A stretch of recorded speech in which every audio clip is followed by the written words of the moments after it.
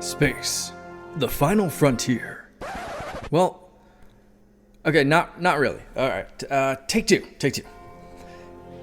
Here in the Mitten State, welcome to Code 47, bringing you all things Star Trek, spanning the quadrants, the best thing since the neutral zone.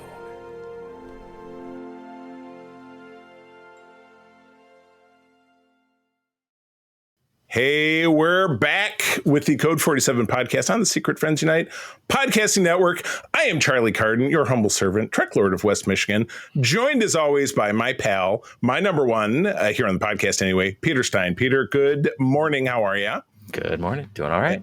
Excellent. And we have a returning guest, one of my favorite people around the sphere of podcastery and YouTubing, Mr. Sean Ferrick from Trek Culture. Sean, good afternoon, early evening to you over there in Ireland. How are you? Thank you very much. I'm very good. Thank you very much. I'm very, very happy to be back. Thank you for having me after the unpleasantness that we don't speak of. No, thank you so much. It can't be spoken of. My goodness. Awesome. Well, we're going to dig into it. We've got 2 episodes of Strange New Worlds to talk about. And then Peter and I will break out and talk about the great documentary, What We Left Behind, covering DS9, which we'll do in 2 separate segments. So when the video comes back, I'll be in a different outfit. So be aware that that's going to happen. It's not just you. But in short, before we get rolling, we do love to give a shout out to the wonderful people on our Secret Friends Unite Patreon squad at patreon.com/Secret Friends Unite. Exclusive programs, early shows, programs with no ads, Discord benefits for 7 days for free, 50% off your first month, and stay on board for as little as $2 a month. So I have cut back reading those names because you know who you are, and we are very grateful for you. But again, patreon.com/Secret Friends Unite, 7 days for free. You are losing money with all the great entertainment there that you're not getting. I feel bad for you if you don't do it. I'm just saying, I'm just putting that out there. All right, so jumping in, Starfleet dispatches news. Sean, I didn't find any super news stories. Maybe I'm having a blank, and again, we're a week apart between recording this and recording the back end of the show. What am I missing? Star Trek Can. So Star Trek Day, September the 8th, will feature obviously it will feature, hopefully, many things Star Trek related. Yes. But yes, the new audio series, depending on when in time this episode releases, either has just or will just release to the general population. So I'm excited because, like, for example, up until San Diego Comic-Con, I had no idea George Takei was involved. I had no idea Tim Russ was involved. So I'm excited because, I mean, folks, I hate to say, I don't think we're going to get that Sulu spin-off at this point. This is probably the closest we're going to get to a Sulu series, and we're getting Tuvok as well. We're getting Adventures on the Excelsior. So that's probably the big news, because, yes, obviously we still have some Strange New Worlds left to go, but we do have a 9-part audio series, Star Trek Can, which was an original brainchild of Nicholas Meyer. I know he has stepped away, but yeah, I'm just excited to see now what it's like, and also, this is new. You know what I mean? Right. It's not that Star Trek has never done audio before. Of course it has. And then there's audio books, list as long as your arms. But this feels new, if that makes sense. This feels like something they're trialing. So I want it to go well anyway, because I'm selfish and I want good Star Trek. But I want it to go well because I want them to try new things. And maybe we won't wait 47 years between seasons of Star Trek again. He said 47. Ding, ding, ding. Oh, it should be like Pee-wee's Playhouse. Woo, woo, woo. That's awesome. We actually had Tim Russ as an interview several months ago. We actually just dropped an interview with David Mack, who is a writer who was part of this project that actually came out on our Patreon and actually should be on our network feed by the time you listen to this episode. So go and tune in because he talks a bit about that as well. So I'm fired up. I already went on my Apple podcast. I'm subscribed. Peter, I sent you a link. I don't know how you do podcasts, but you can find it wherever it is that you do. But yeah, it'll be the Monday prior to listening to this because this comes out that next week. Yeah, we hope you enjoyed episode 1. Yes, I hope so too. Yeah. Peter. I'm curious to see how they do it because this is something that at least I've been involved in on the fan side for quite a number of years. So it'll be interesting to see how an official audio drama works as opposed to a fan one, because the fan ones are done very, very well. So it'll be interesting to see how they do it. Yeah. So awesome. Good deal. We will come back and we will talk about that. We might even talk about it in the second half of the show. Ooh, crazy time dilation. I love it. Oh, all right. Let's jump on in. We're going to talk about episodes 8 and 9 of the third season of Strange New Worlds. Kind of a lot of upside down here. I had a lot of different feelings. I'm sure you guys had a lot of different feelings. We're going to explore them. But we'll start at the start. Peter, can you give us episode 8, please? Okay. Season 3, episode 8. 4.5 Vulcans. Pike, Chapel, Uhura, and La'an are transformed into Vulcans for a mission, after which they decide, logically, to remain Vulcan. Sean, why don't you kick us off? Oh, sure, in a nutshell, yeah, it's pretty much it in a nutshell, isn't it? So, right, this is an episode of two halves, as they say, and so I want to start with good, and the good is that some of the performances in this episode had me laughing, right? Okay. I thought, I mean, whether you liked them or not, they all went for it. Anson, Jess, Celia, and Christina, they committed 110%.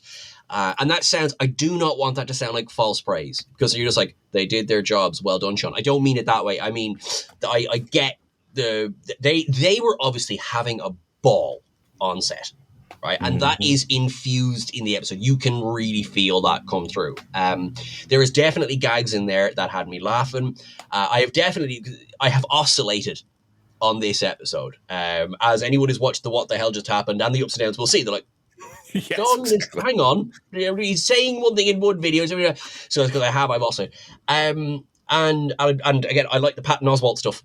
I really like Doug because it's so stupid, and it's funny because it's so stupid, so that to me I took as him. That was a harmless gag. It's Patton Oswalt, who is obviously massive Trekkie. I personally consider the post-credit scene a gag reel. I think it was part of it. I felt that was a deliberate joke, hence Ethan Peck bursting out laughing in it, and that was good. Right. I hated the joke. I thought it was so ill-conceived. I thought I'm raising my thumbs in praise. It was, and it is. I guess. Well, the video has been out for a couple of weeks. It is our trilithium down of the season. Wow, lowest rated. 100%, like that, because the gag. One of, and there are a few, one of the issues with the gag is that it feels like they went, what if they were Vulcans but they were rude? Cool, let's write the episode. And I do not like talking about writers that way, because I feel very, uppity and kind of like, Sean, you don't know what was going on in that writer's room. And I don't know what was going on in that writer's room. I can only say how it felt as a viewer. It felt like, we have a gag, we're going to do the gag. And when the gag isn't funny, that's a problem. Individual jokes were funny. Like, I liked La'an and Pike gagging Romulans. That was funny to me. Like, that I enjoyed that.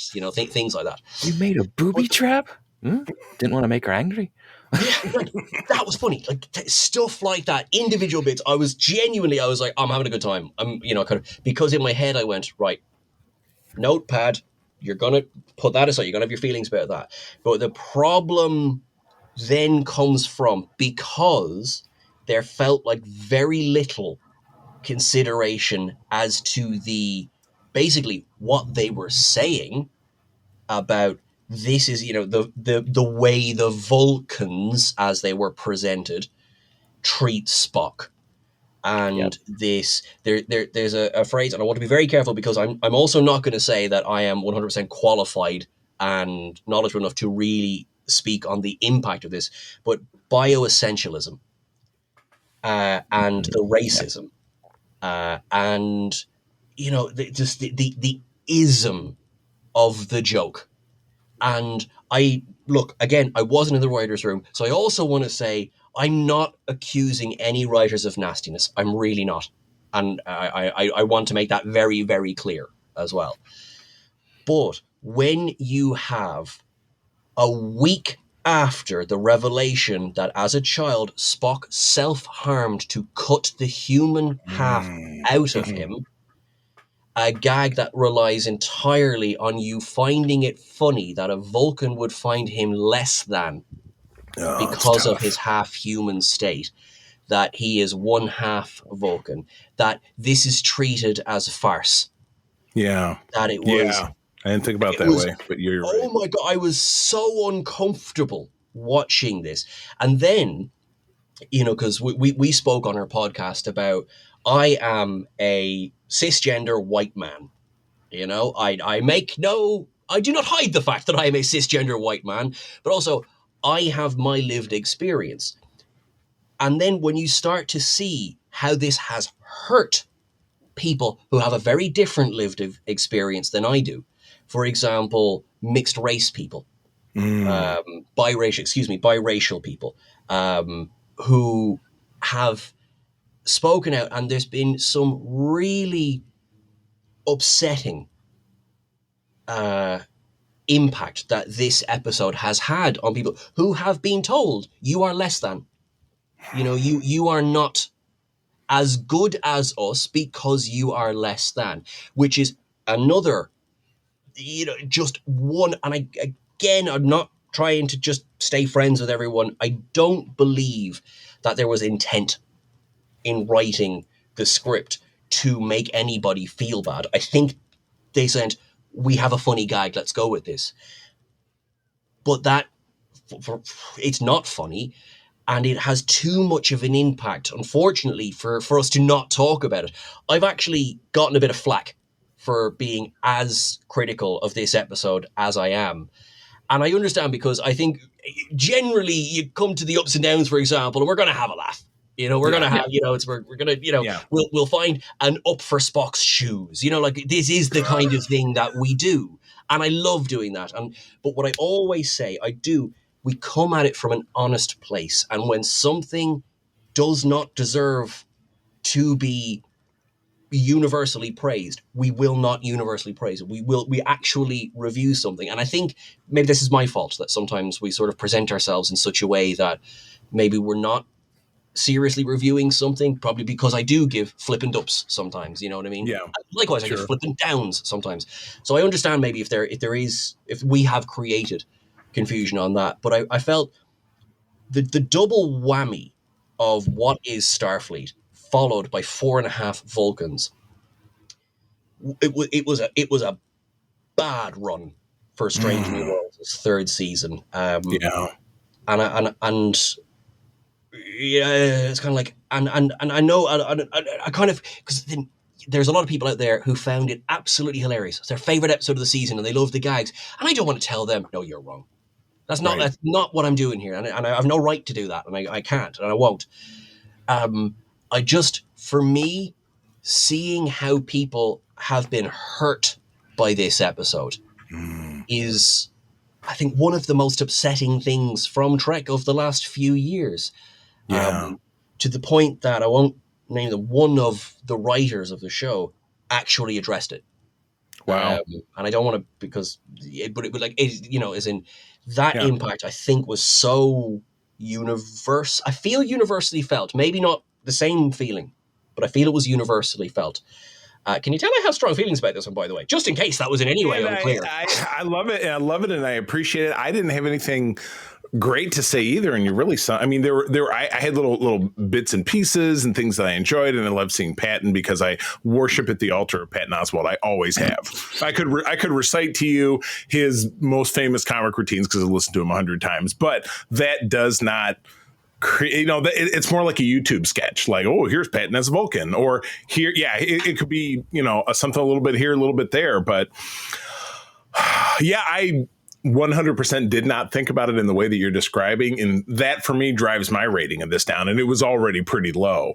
But yeah, because I simply put it, and again, we don't need to beat it to death, and I'll talk a little bit, and then I'll toss it to Peter so everybody gets their say, but it was a gimmick. It wore itself thin right away. It got thinner still, and then it was down to like that little pointer nub. We were talking about The Simpsons beforehand. Think about Edna Krabappel's little pointer nub. You know, when the thing she taps to the blackboard gets all worn down. This was the worn down pointer nub. That might have to be the name of the episode. But you know, if you look at it like a spoof, like the musical episode last season, Peter and I couldn't stand it, and I enjoy musicals. I'm a huge music guy. And even over my other partner, Todd, who is an even much bigger musical guy, thought, I love musicals. These were not good songs. Therefore, was not a great musical. So it was the big flashy gimmick. And I don't think I'm alone on this podcast, and then also perhaps out in the universe as it were, to think that this show is leaning so hard on gimmicks this season, coming out of last season, that its identity is, we're losing what was really great in the first season, where everybody was saying, my God, this is the best Star Trek. It's a return to form. It's really what we were looking for. And now we're turned into the kind of sitcom gag of the week. So this was like a 3 out of 10 for me. And I can't remember the last time I rated something so low. And I said, even with Patton, sweet Patton, it kills me. Peter. Well, I don't have a whole lot of nice things to say about this either. I'll kick some story beats just because everyone else has already touched on kind of the more meta stuff. So I'll leave that alone. No need to beat a dead horse. But I think one of the things that really, I mean, I didn't like the idea when I saw the trailer because I'm kind of tired of Spock the whipping boy. Right. And it's like, let's beat him up in the last episode and let's really beat him up in this one. It's like, okay, Spock is Spock. Spock is not the butt of all jokes. And if you watch TOS, he's the butt of McCoy's jokes, but they're not horrific in the same way, right? It's McCoy being a jerk, not like the universe being a jerk. So it works different. It hits different. So that, and we also understand that McCoy actually does like Spock. He's just kind of a turd because that's just who he is. So anyway, that aside, I thought that the thing that, like, once I started watching it, the thing that really like ground my gears was like we had the whole setup for it was just kind of like stupid. Very much like, so, yeah. It's like, oh, we need to look Vulcan. Okay, whatever. Well, it has to be because their scanners are great, but they're pre-warp. Okay. And then, and so then we do this. It doesn't work on Pelia. That was fine. That was funny. Especially like, oh, it doesn't work like all these other things that I tried, like LSD, like in the 1960s and the 2200s and last Friday. Like, that was funny. But then all of a sudden, like, Pike now has, Beavis's hairstyle, and then they're all just absolute jerk faces. And it's like, and that's the one thing that I don't like is like, Vulcans are not essentially jerks. Like we know too many good Vulcans throughout every other iteration of Star Trek. I mean, you want to start saying that I mean, Sarek is a bit of a putz, but like T'Pol, not a jerk. Spock, not really a jerk. Tuvok, not a jerk. Doesn't like having fun sometimes, but not a jerk, right? And so there's just it's kind of it's like the ZappBrannigan effect with Kirk, where it's like there's this idea that Vulcans are all like cold and assholey. Partially because we got that from 2009 Star Trek with the Vulcan board of never mind, I won't say that. But those people. But so we have this idea that Vulcans are all jackasses, and they're not. But the fact that like that whole setup of why they're doing it is just the cold open teaser. That's it. Like we get this whole like heavy rock, like, oh, they've got a Lurpa. Why the frick do you need a Lurpa? There's no reason for that. That was their cool guys walk away from explosions. Yeah, moment. and it's like, why are we doing this? We're going to beam away. We're going to beam away and make the 4.5 Vulcans joke again after we did it like 2 minutes ago. Weapon.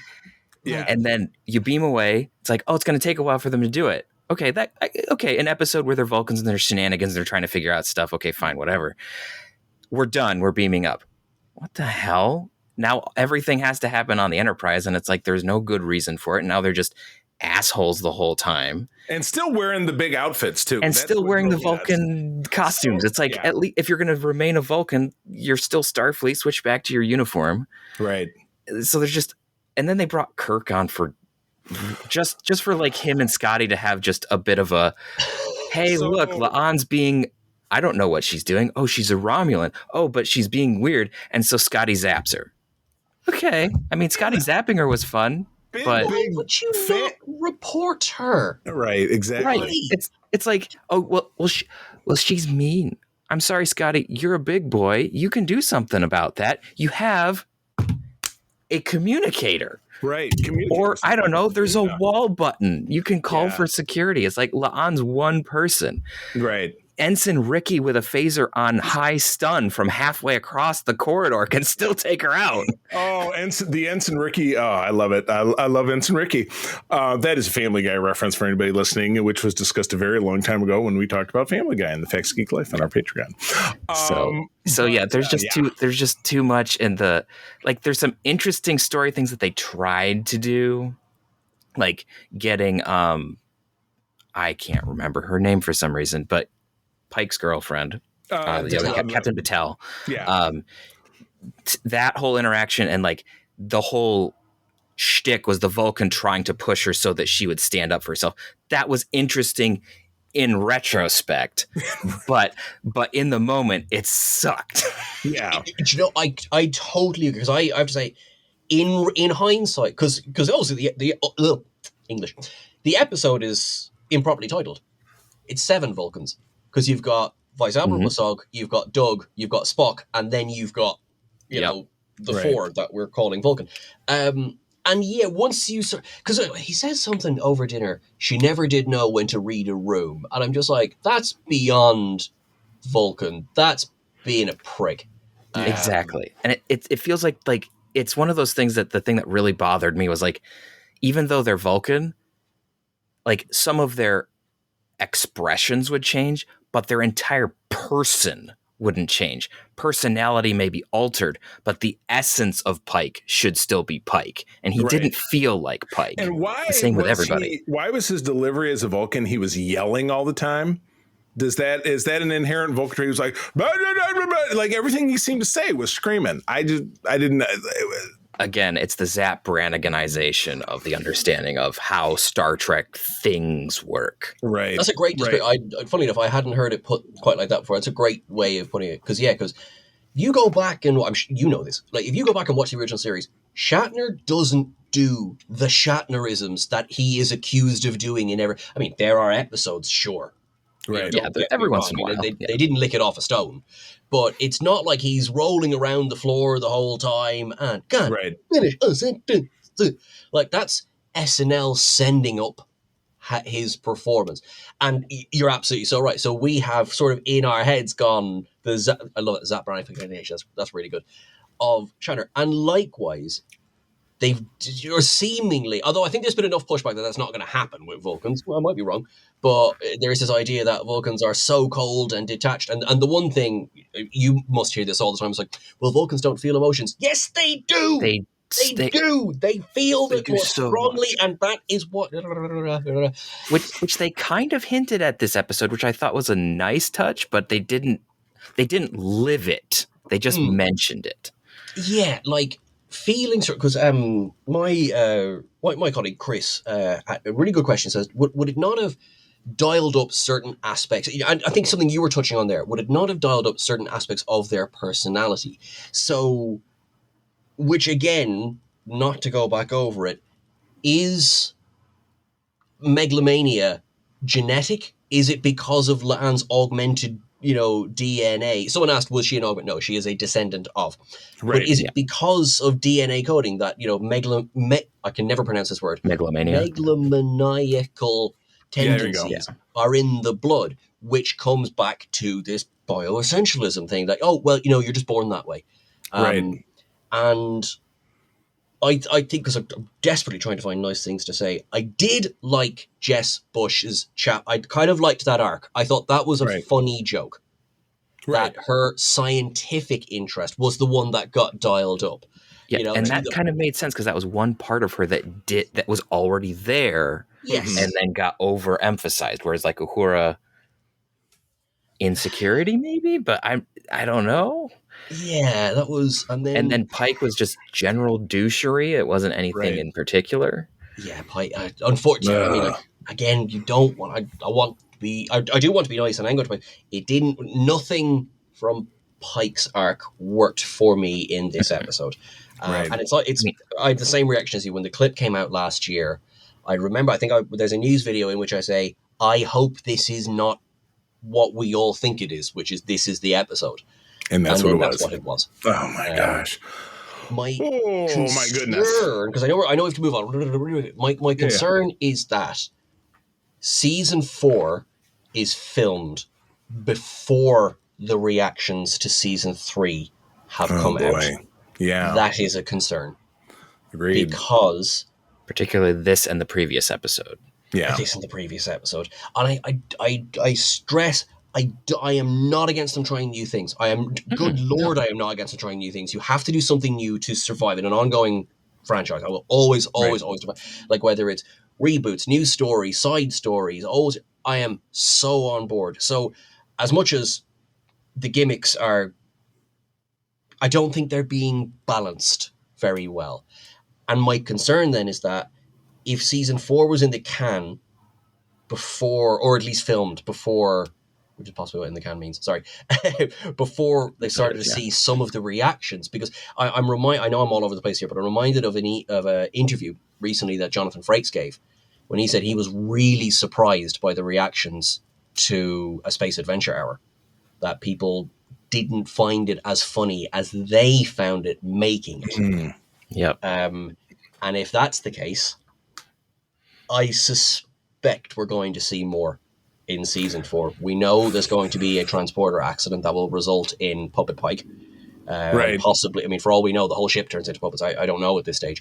And again, no problem with puppets. Smile Time is a brilliant episode of Angel. You know, I don't know if you watched Buffy and Angel. Yeah.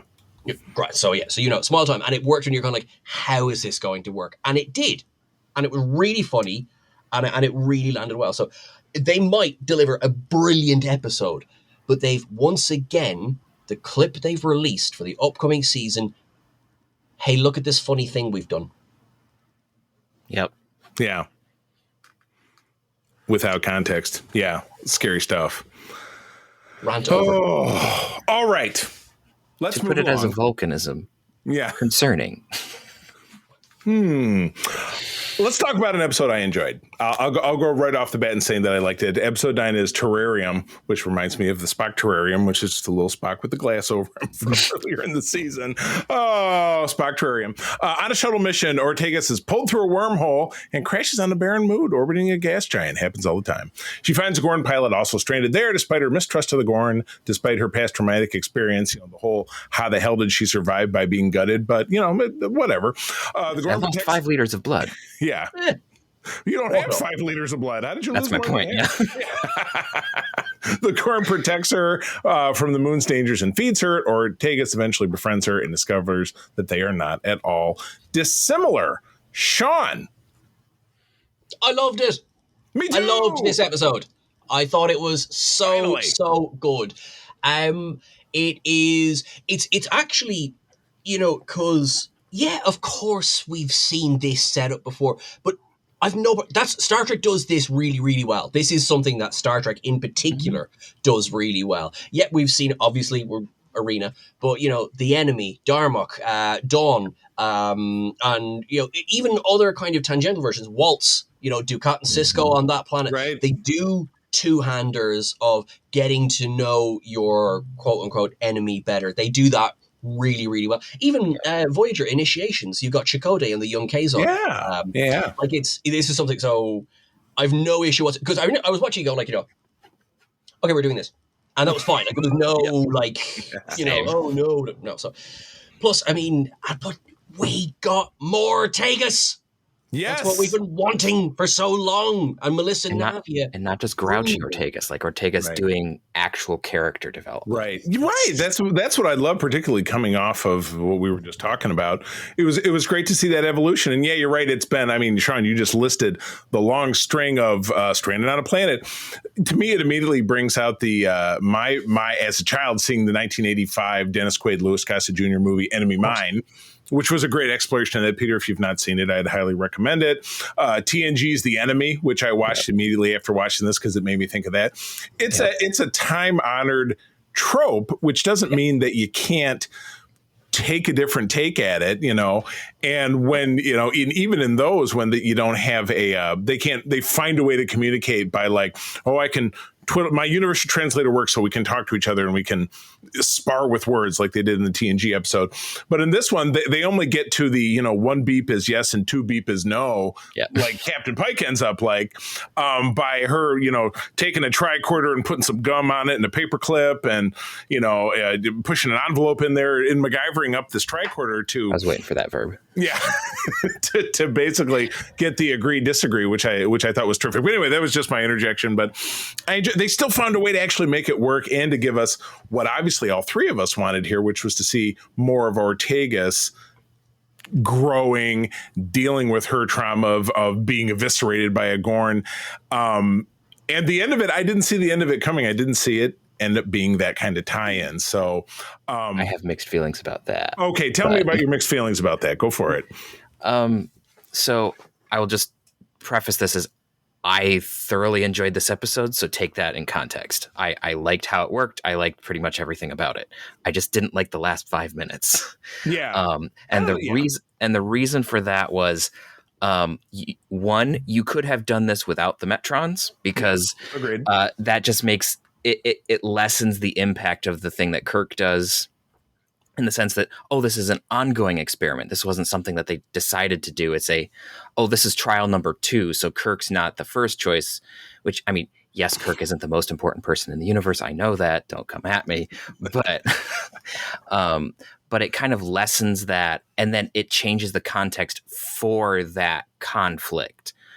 Because it's not just people who don't know each other, like races that don't know each other. It's now the Metrons coming from, well, we know that humans can be nice, but we know they can also be cruel. And we know the same thing about the Gorn, and we've seen them do it to each other. So now this is just take 2. So I didn't really like that context. Yes, they erased her memory, so she doesn't remember the Metrons. So continuity is saved, but it doesn't really work for me because now as the audience, I now understand something else about the Metrons that doesn't really work. I don't think. And the other thing is the Metrons are not the Q. Right. They are non-corporeal beings. They do have supernatural abilities in a sense, but they're not the same level as the Q. And so having them to be able to, there was like an implied idea that they could reset the entire the magic eraser expression was used. They could reset the entire interaction of the Federation and the Gorn, which felt like by the way, we have a canon reset button and we might use it because we know you guys don't like some stuff. And I've got my finger over the button. And I thought that was I mean, I have said that like there might be some ways that they try to make it work, but I don't like the cop-out button being dangled in front of me. It's like, I don't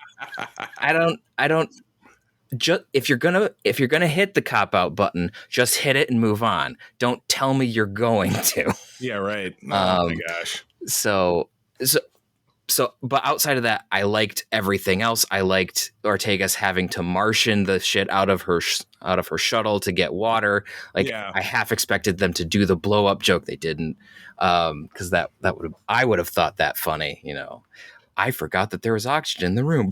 Like, right. Guy smoking at the gas pump. Oh, yeah, that would have been funny. But outside of that, like, you know, eating raw space bug, and then it's like, I have to cook this. This is gross. Space bug sushi or something. Yeah. So like all of that was really, really good. The fact that they taught chess, and that I did think it was interesting how the Gorn could understand Ortegas, but then that was an interesting thing where it's like, so you want to know your prey? No. You want to know your enemy? Yes. Okay. So it was interesting to me, and this is one thing that I did like, was that because I've been after them the whole time about like, you got to personify the Gorn. They're not monsters. They're not xenomorphs. And this was an episode that finally did that. And I was like, yes, the Gorn are not just monsters. Yeah. They're people. They're lizards, but they're people. And so I liked that. I've been talking a lot, so I'll let that someone else go. It was good stuff. I completely like you've touched on my criticism for the episode, and I think we agree on an awful lot of the episode as well. Like, I really, particularly the game, I love that because it was. They have xenomorphed them up to this point, but again, Star Trek does that, and there's bits where it's worn thin, but like Star Trek does that. It does that. The Klingons are one thing until they're not. The Romulans are one thing until they're not. And then they are again, and the Gorn, they are a bit of a wild card because up until Stranger Worlds, we knew so little about them. We knew a bit, but we knew so little overall about them. We do know that we have to get to a stage where I don't think they join the Federation, but they are allied with the Federation, or they're at least they're at least neutral and not antagonistic. And this goes away to doing that. And I thought Lizzie the Gorney, who is just great, because again, like we're sitting there going, there's actually the director of this episode, Jordan Canning, who I think has done fantastic work on Stranger World so far. She posted on, they posted on. No, that's Kristen Barr. Sorry about this. I've made a terrible mistake there. We get it. The director of this episode, Jordan Canning, posted on Instagram the other day, just the performer in the Gorn suit, just twiddling their thumbs. Because again, you forget, this is practical. This is a practical Gorn suit. Right. I think I saw that post just before I jumped on here. Weren't they just sitting in like an office chair in a room and they were just, I saw that like 2 hours ago. Yeah. I love that. Yeah. I love that. I love those kinds of behind the scenes pictures. Yeah. I thought it was a fantastic episode. I thought everyone, and I thought as well, I feel it not only for the Mortagus of it all, it had to be Ortegas. Because there's always sometimes you could swap out a character. Sometimes, like in Darmok, you probably could have had Troy on the planet. Communication, empathy, you could do that. I think this had to be Ortegas. I think the other obvious candidate would be La'an. Because of La'an's history with Gorn, but we've already seen part of La'an's growth. True. We've already seen part of that. And also, I just think Melissa Navia sells this because she's effectively doing a one-hander. Like, she's doing all of the talking. Right. Right. There's and also she, in my humble opinion, this might be where people would just like, Sean, pick a lane. She gets away with some of the modernisms that maybe some of the other characters wouldn't. Yeah, right. With her big motorcycle. Was to say something like, go on it's a W for the home team. Like that wasn't the diction in the older shows, but she can pull it off. She's our bridge to the modern day, which is funny because Lon with Alt Kirk has been back to the modern day in Toronto, last season, which I thought was another great episode. Glad they didn't find some way to shove Paul Wesley into this episode too. He's probably in the suit. Oh, that was him in the suit. It's me, guys. Oh my gosh. Yeah, absolutely loved it. 8 out of 10 for me. This has been one of my favorites in a bit. I like the bit with the laughing Gorn too. That was hilarious. It's like, so we're both girls and we can sit here and braid each other's hair if either of us had hair. That was fun. The slumber part. It's good stuff. Awesome. Good deal. Okay. Well, that effectively wraps us up talking about Stranger Worlds. In our next episode, we'll be back for episode 10 and then kind of a serious retrospective with a special guest. But Sean, my goodness, so great to have you back. I want to have you back all the time, but then it wouldn't be as special. So we'll just have to space out. I'm just kidding. We'll get you back soon enough, but tell people where to find you and all of your wonderful trekkery out there. Thank you so much. I mean, I love being here. So thank you so much. And also, I am a divil when it comes to scheduling. So thank you for being patient with me. I really appreciate it. Thank you. My pleasure. I am on Trek Culture. We're everywhere. So Trek Culture, that sounds a bit kind of Secret Service. Anyway, yeah, we're everywhere. Like, we're on all of the things. Trek Culture or Trek Culture YT on Instagram. It's the only one that's different handle. I'm at Sean Ferrick on most of the things as well. Something I need to get better at doing is I have 2 books available on Amazon on ebook and hard copy. If you would like to find them, just type in my name. It will come up. And thank you so much, everyone who does support us. It really, really, really makes a difference. And support can. What a strange sentence. But yeah, do check out the audio series. We will be covering it as well. Well, our first episode will have come out by the time you're seeing this, so we will continue covering it. And yeah, thank you so much, everyone. Thank you both. That's been totally awesome. All right, everybody, we'll be right back after this brief pause, and then Peter and I are going to tackle what we've left behind, wrapping up Deep Space Nine. We'll be right back. All righty, we're back. And we are recording at a different time. Not going to lie to you. That's why we may actually have transitioned away from doing YouTube. But if we are on YouTube, haven't decided yet, one of the things we're doing in our new regime is we're reserving YouTube for when we have one of our great interviews, because we think that's more interesting to watch than the two of us. That's what I think. I don't know. It's up for debate. It's a brand new world. We're doing different stuff. And so more to come on that. Definitely stay tuned. But thank you, Sean, for tuning in. We love working with Sean. What a great guy. He's a legend, and we love having him as being one of our regular guest hosts. But kind of in segment 2 here, we're going to be talking about tying up the loose end of something that didn't exist until very recently, which is an absolutely beautiful documentary about the end of Deep Space Nine. So we wrapped up talking about the show in our last episode, and now we are talking about the documentary, which came out in 2018. But I know it was produced. It was produced in the middle of the 2010s, as is referenced as we watched it. So this documentary, which is available on Amazon Prime, I purchased it a long time ago, so I owned it. But when I search for it, you can find it on Tubi, which is like one of my other favorite streaming services because they have all these old weird movies, and it's kind of a rabbit hole. You can find it on Plex too. And you can find it on Plex. So yeah, I mean, the thing is, here's a little insider tip. If you're ever looking for anything, now most Star Trek things that exist, most exist on Paramount Plus, and it's a great service to have. And I'm not plugging them because they don't give us money. But if they did, I'll be happy to continue to plug them. But when it comes to other stuff, if you visit a website called Just Watch, you can search for things that way. And plus, there's just Google. But anyway, let me read a summary, and we're going to jump into this. Probably won't be super long because we're talking about a documentary, so we're not breaking something down expertly. But I've got some notes, and I'm sure Peter has some notes, and we'll talk about that. But I highly recommend checking this out. So what we left behind looking back at Star Trek Deep Space Nine is a documentary that takes a retrospective look at Star Trek Deep Space Nine, influence, meaning, and legacy. The documentary was produced by 455 Films and directed by Ira Steven Behr, awesome dude who I've met, very interesting fellow, on the first time that we did the cruise in 2023, and David Zappone, and I'm not terribly familiar with his work. Co-production company Shout Factory released the film on Blu-ray and DVD, and obviously streaming formats. The documentary also features several of the writers breaking a story of a hypothetical 8th season, which was fascinating to me, the way they did that. And our guy Ron Moore was in there as well. Working with CBS Digital, scenes from all 7 seasons were remastered in high definition. Tease me, because that's all, as far as I know, that we're ever likely to get of the show in high definition. It's become kind of a time-honored debate. TOS and TNG are the Ken and Barbie of the Star Trek franchise. My God, could it be too late to change the name of the episode to Ken and Barbie of the Star Trek franchise? No. The one we picked last time was too good, so it's going to stay put. So DS9, Voyager, and I think Enterprise got a high. It was filmed in high def. It was filmed in high def, so. Right.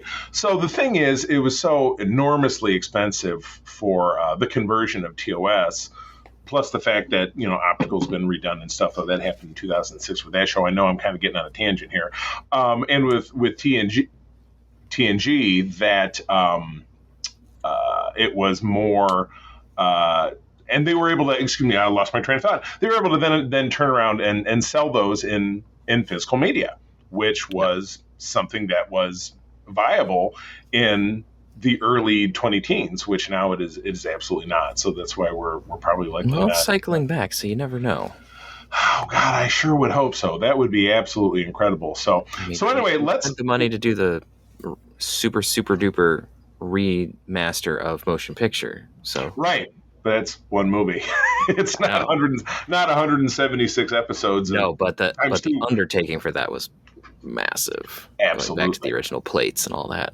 Yeah, I would love it, and hopefully, and again, they really champion selling that in physical media. But yeah, I wonder if it's a volume thing. But anyway, let's jump on into it. I loved the introduction by Andrew Robinson Garrick, who again somebody else. I'm going to say, hey, I've met him a lot of times because the first year that I went on the cruise, they had the Rat Pack guys there. So you had Vaughn Armstrong and Casey Biggs, and you had Max, and you had Andy wasn't one of them, but they had a very DS9 intensive kind of group that year, which was awesome.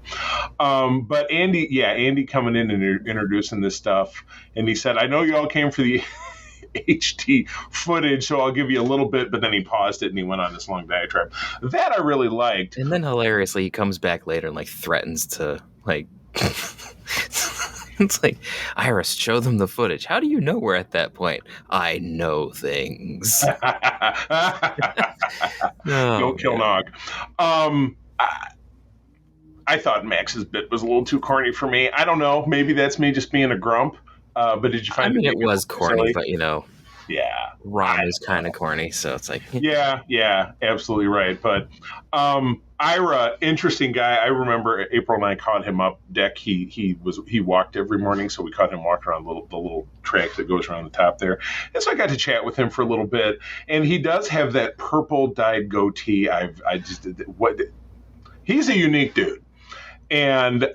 Yeah, never judge a book by its cover, because you look at that, you'd be like, what? But, oh my gosh, just what an incredible creative that guy is. I mean, really absolutely blows my mind. So, but yeah, right from the top, they tip things off. They have a variety photo shoot dated 2017, no Avery Brooks. And again, there was a lot of lack of Avery Brooks throughout that. I feel like a lot of the footage we saw of Avery was historical, because I know he was a part of the Captains, which came out in 2011, and we're actually going to be talking about that. Shatner was able to get him to participate in that, but I don't think he participated much else since then. Yeah, he is one of the very few Star Trek people at all who has just completely retreated from the franchise entirely. The other big long holdout was Scott Bakula, who appeared at Star Trek Las Vegas just a few months ago. We're obviously recording this in 2025. So I feel like it's a loss.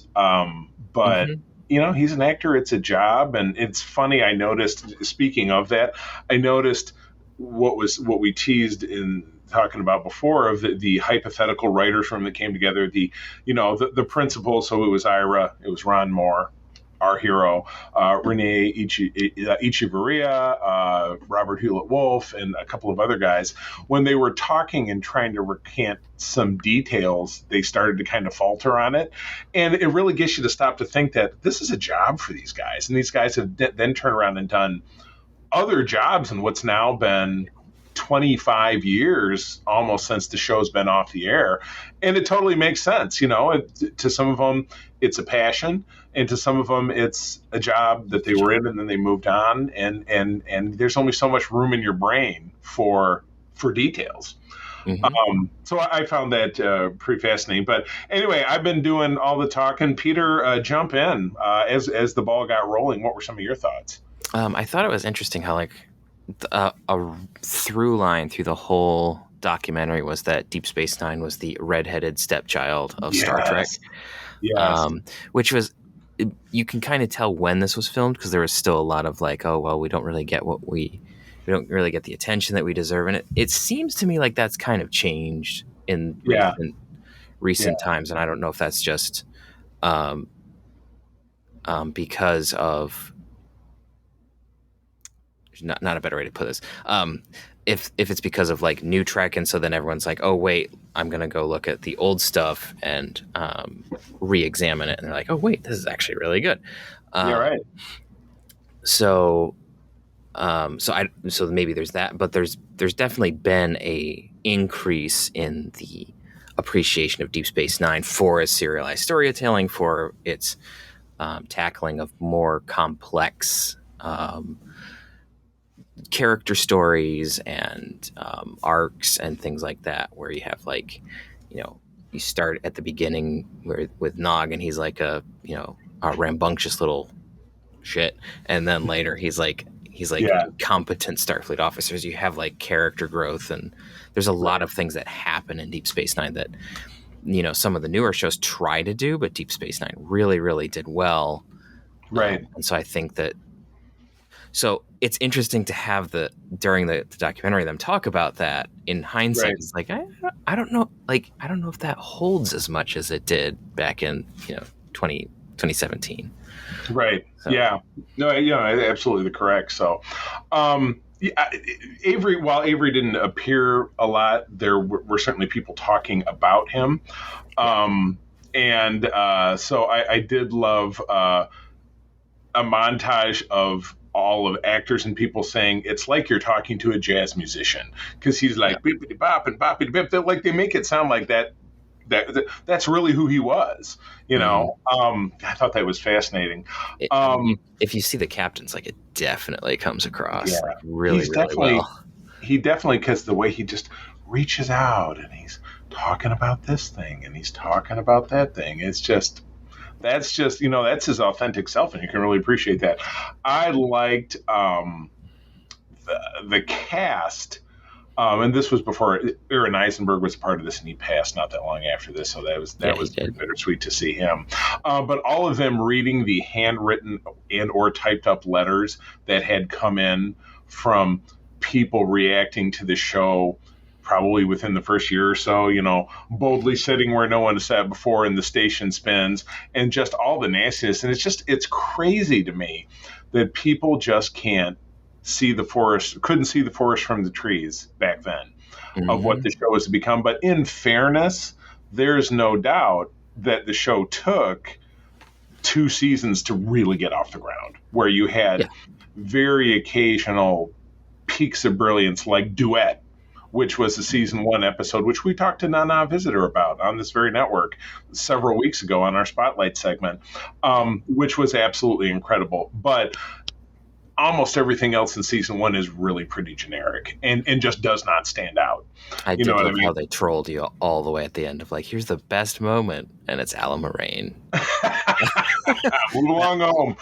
That was amazing. Season 2 finally started to give us some quasi-regular peaks of brilliance, and then season 3, we were into the Dominion, and that Cold War built for 2 whole seasons until it really blew out.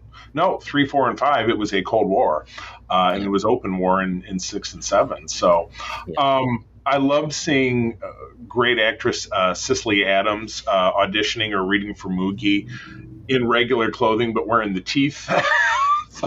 That was absolutely brilliant. One person who, and it makes me wonder, I didn't do any digging, but Mark Alimo, who was Ducat, looked like he had maybe suffered a stroke or something, and I'm not sure if he's still kind of ambulatory anymore, because I believe he's retired, but it certainly could be for health reasons, but he just looked pretty rough. So that makes me say, maybe I haven't looked into it because it just really made me sad. This strong, imposing, potentially Trek's greatest villain. People think of, Khan's this great villain, but Ducat, more layers than an onion, without a doubt. Ducat's so intense. I liked they brought in Bill Mumy. That was funny. About his role in your I would say arguably your favorite episode, which is the Siege of AR 558, because you talk about it a lot. That Ira popped down to set the day they filmed the scene that his character, who is an engineer named Kellen, if I'm not mistaken, dies, as many do in that, and he says Star Trek has just killed Will Robinson, and they perfectly punctuate it with the robot going, "Danger, Will Robinson, danger!"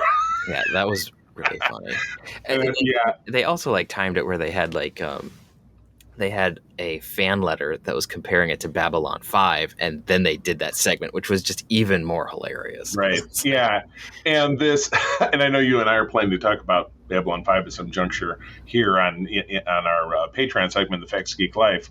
But it really cracked me up how it says this is a ripoff of Babylon 5, and that show's not that good anyway. So I'm like, wow, people just absolutely hate on everything. Some people just can't get past. People just don't know how to enjoy things. I find that so puzzling sometimes. And it's not like you can't have an opinion, because we all know that like there's things that I don't like about newer stuff, and they're like, but you got to be able to go like, hey, there's something good here. Or my personal philosophy is like, you can't really hate on it until you've seen it. So if you're just like, oh, I'm just gonna say, oh, there's this thing and I don't like it because it exists. Like, actually good. Right. So. And if not, I'm more of the opinion as time goes on. Entertainment is just it's going to be different things to different people. Star Trek is the greatest example. You and I, we don't love a lot of the newer Star Trek. We enjoy some of it, but it's our function here on this program, and then really on this podcast network in general, to be critical, but then also to keep an open mind, but not just to say, oh, everything is amazing, blah blah blah. I mean, and I've just done it with DS9. DS9 for me, head and shoulders, will be the best Trek ever has to offer, but it wasn't 7 unbreakable seasons of every episode was fantastic. No, they like TNG definitely took their time, to get rolling, and even during the best seasons, which were probably 5, 6, and 7.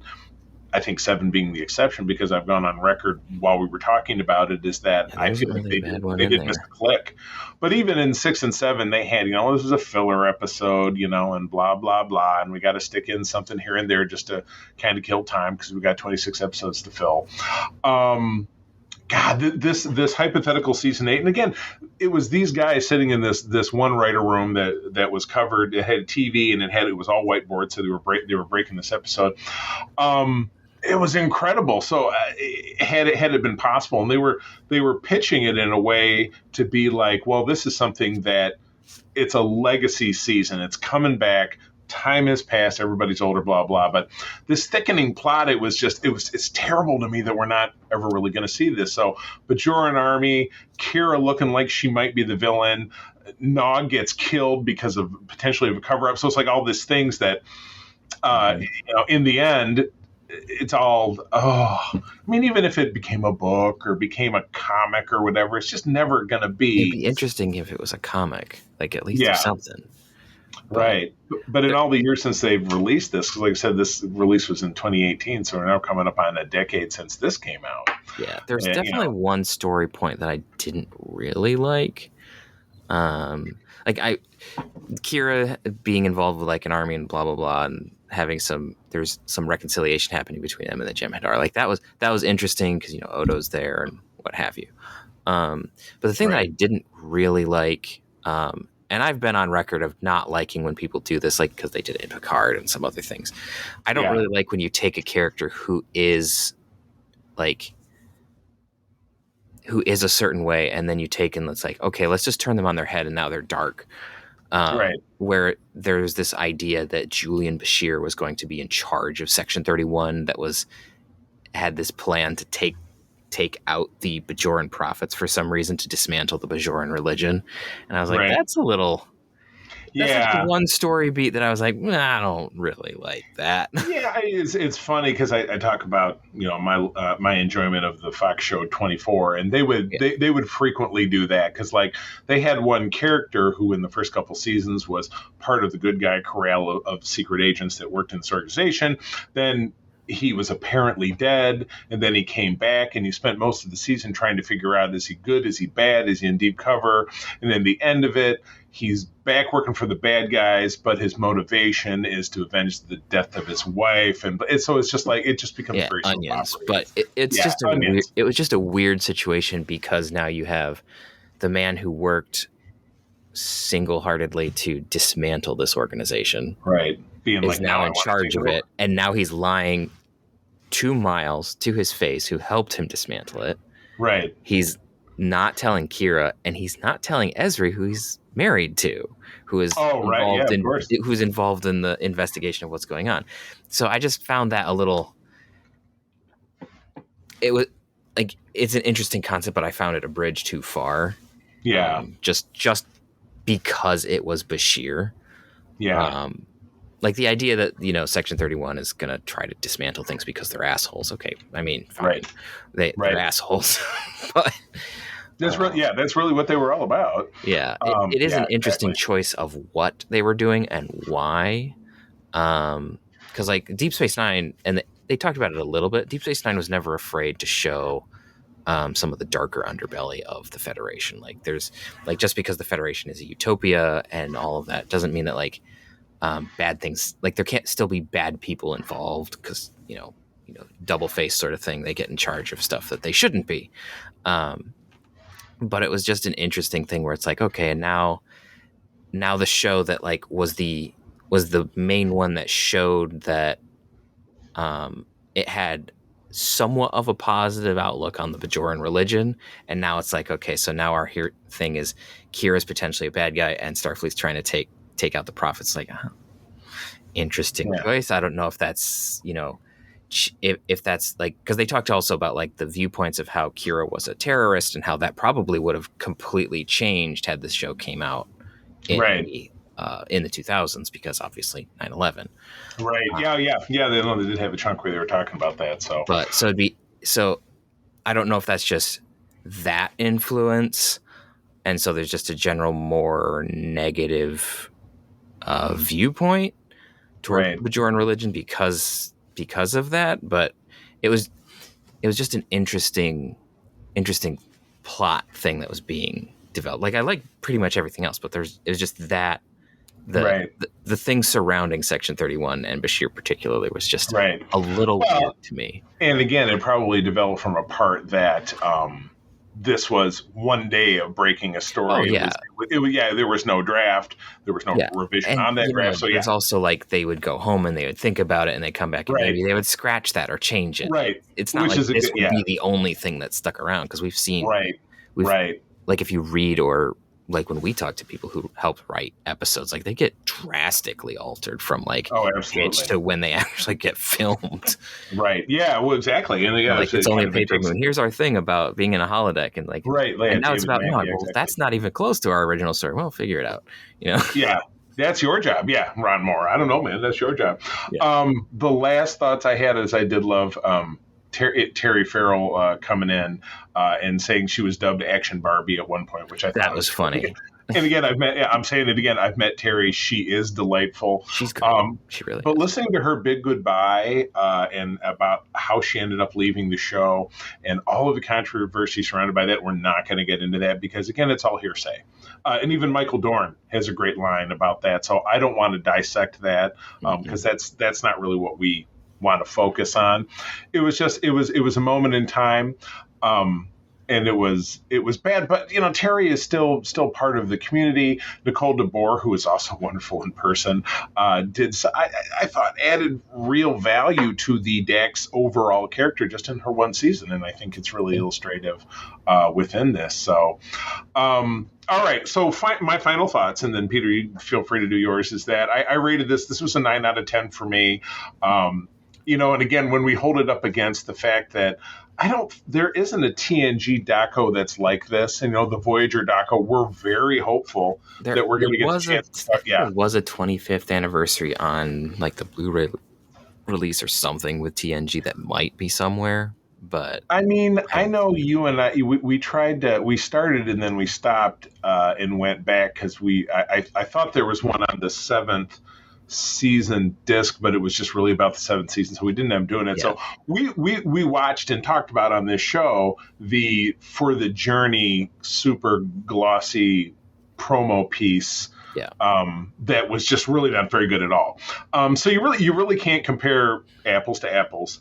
But this is without a doubt, and again, the next voyage of the show, pun intended, when we finish Voyagers, we're going to dissect some kind of bigger picture stuff. We're gonna take a break from talking about episodes exclusively and talk about documentaries like The Captains. We're going to be talking about The Center Seat, which was produced by Brian Volk-Weiss, who has been on our show for an interview. I'm even going to reach out to him and see if he would like to participate in some way, shape, or form, because I would love to have you connect with him because he's really a super cool guy.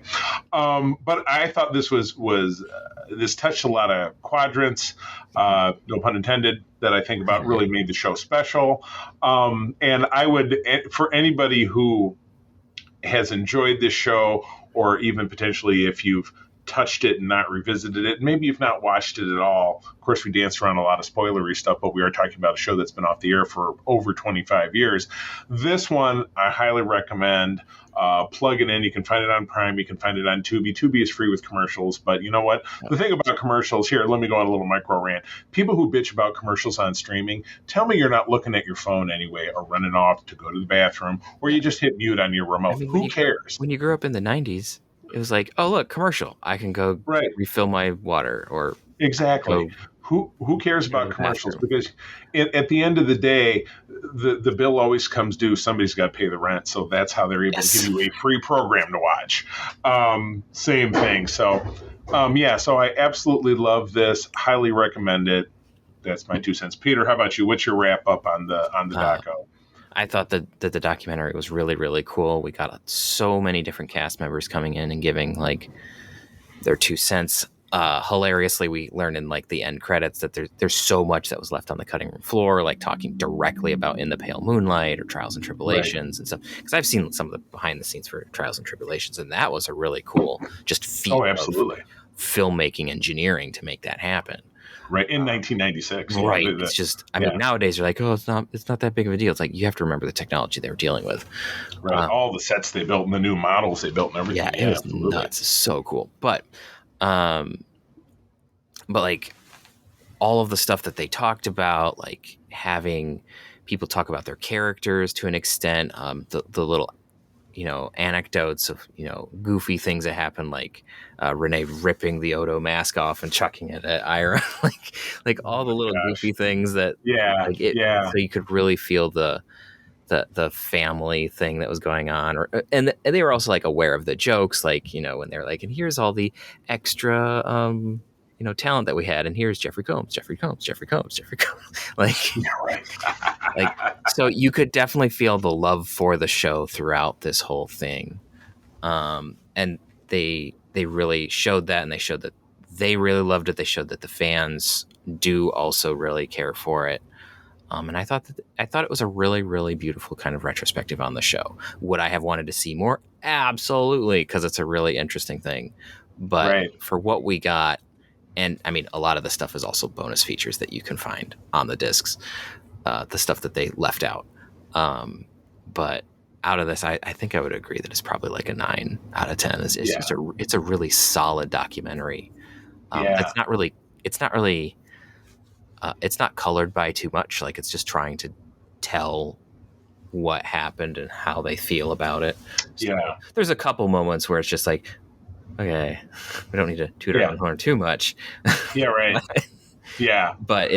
But other than it happens. It's bound to happen. I mean, that's what you do. It's like, we're the best thing ever. I mean, that's what you say when you're talking about the thing that you I would say, they were the best thing ever without trying, and certainly without getting the recognition they really deserve, I think. So, so a rating as far as documentaries go, what do you call it? I think I would agree with your 9. It was pretty solid. The only thing I really felt was missing was more from Avery, but you just can't get everything all the time, so I totally get it. All right, well, with that's the end of our show. Next episode, we're going to start a real momentous journey, which is the end of talking about our segment 2 Legacy Recaps with our final regular season of a legacy show. That would be season 7 of Star Trek Voyager. And then we've got a schedule to do some different stuff. We will also we're also, wrapping up the 10th and final season, 10th and final episode of season 3 of Strange New Worlds. We're talking about Con season episode 1, maybe. I think I worked that into the schedule. That's probably what's going to happen next. And then I know in segment 1, we're going to move into going back to random episodes, which I love, and it's a lot of fun to do that. We're also going to talk about the Captains documentary, which came out in 2011, which I mentioned. So there are some different stuff coming up. And of course, we're in a brand new era of the podcast. Peter and I are running things now. Some of the programming has changed. The Patreon still exists. But we've got a new segment coming your way that we're actually going to publish. We're actually going to record a short little here's what's ahead to talk about. listen for that as well. You should see that on your feed here shortly. But with that, as I mentioned, that's the end of our show. Peter, where do people find you out there? All right, you can find me around the interwebs at Petrus Aquinas. I'm not super active, but you can find me. I'm mostly active on Discord, same username. You can also find me over on ELH's Twitch and YouTube channel, where I play Commander Gerald, the engineer on a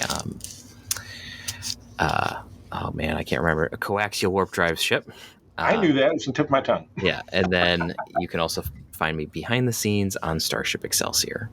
I love it. And I've recently taken over all of the Secret Friends Unite socials. So in addition to finding me at the C3, TheCeeThree,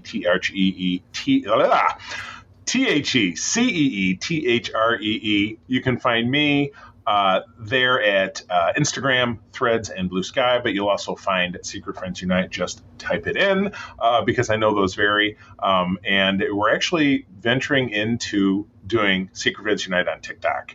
It's going to be short videos. It's going to be myself. I think myself and April are going to talk about a movie that we enjoyed over the weekend. Peter, if he so desires, can jump in and say, hey, I just watched this thing I loved. TikTok is short. It's videos.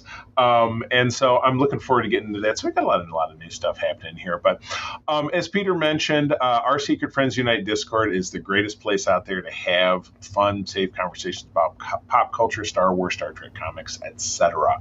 So we would love to see you there. So with that, friends, as always, thank you for joining us. I'm going to tell you that sharing is caring, and to keep on trekking. Peace and long life. This podcast is part of the Secret Friends Unite podcasting network, available on Apple Podcasts, Spotify, and podcast services around the galaxy, as well as video on our YouTube channel. You can support Secret Friends Unite by becoming a Patreon member, get bonus programs and more over at patreon.com/secretfriendsunite. Join our Discord community for even more discussions on all things geek. For all the latest updates on Secret Friends Unite, make sure to follow us on Threads at secret.friends.unite and visit secretfriendsunite.com. Find our merchandise at TeePublic and Redbubble. Thanks for listening, and may the Force live long and prosper.